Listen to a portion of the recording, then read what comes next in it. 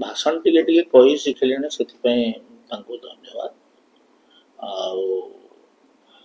स्वाधीनता प्राप्ति पोरे पूर्वर एवं पोरे दीर्घ दिन धरी 60 वर्ष रु अधिक धरिकी कांग्रेस सरकार से केते शिल्पपति सृष्टि होते आम शिल्पपति सृष्टि नहेले लोकंकर सरकार सब कर प्राइवेट दरकार घरोईकरण रो नीति को समाने ग्रहण करथिले आमे भी ग्रहण करिछु। तो आदानी अंबानी खाली कही देले हबो नहीं।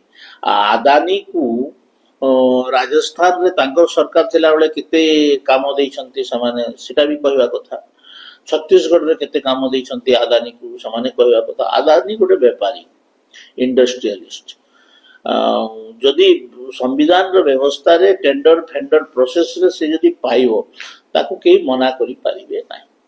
आउ देश रे इंडस्ट्रियलिस्ट रो आवश्यकता अछि। आमे तो कहूछु इंडस्ट्रियलिस्ट नहले इंडस्ट्री ग्रोथ न कले गोटे देश रो इकोनॉमी केमती ग्रोथ करिवो। तो तांकू जदि से टोटल कम्युनिस्ट कंट्री भलिया नेशनलाइज सब कर दियो तो प्राइवेट से घोषणा करंतु तांकर जे नीतिगत भाव रे जे से टोटल प्राइवेट प्रॉपर्टी सब नेशनलाइज्ड हियो तो देखिबा तापरे आ इंडस्ट्रियलिस्ट रहिबे नै।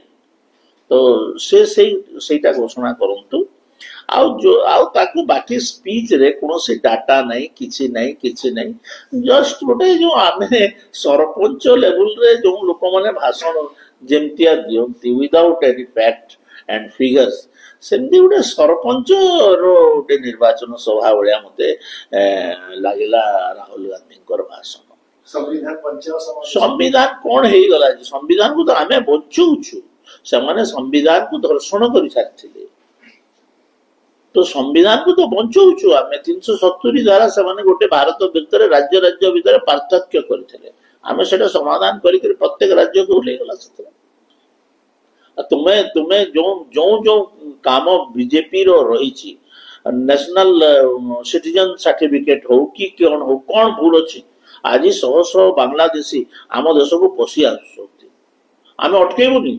एटा तो केंद्र सरकार रो प्राथमिक दायित्व जे इंटरनल डिस्टर्बेंस और एक्सटर्नल एग्रेशन को अटकेबाटा एते कौन भूल अच्छी से जदि गोटे आईन तैयारी हबो एवं विदेशी नागरिक मान को बाहर करा जिवो सेतरे तो बहुत भलो कथा। केंद्र सरकार करि नांती जदि करिवे आ पूर्ण प्राण रे समर्थन करिवो। आ तांकर इमेच्योरिटी तांकर जो अपरिपक्वता ए भाषण रे सब झलसी।